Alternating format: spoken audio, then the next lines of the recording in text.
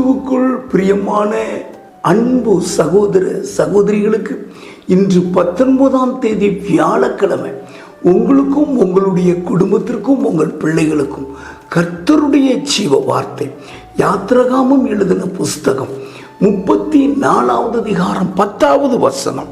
இதோ நான் ஒரு உடன்படிக்கையை பண்ணுகிறேன், பூமி எங்கும் எந்த ஜாதிகளிடத்திலாலும் செய்யப்படாத அதிசயங்களை உன் ஜனங்கள் எல்லோருக்கும் முன்பதாக செய்வேன். இந்த வார்த்தை நிறைவேற இயேசு சிலுவையிலே மரித்திருக்கிறார். கேட்கிற நீங்கள் பாக்கியவான்கள். அப்படியே இந்த வார்த்தை நிறைவேற ஜெபிப்போம்.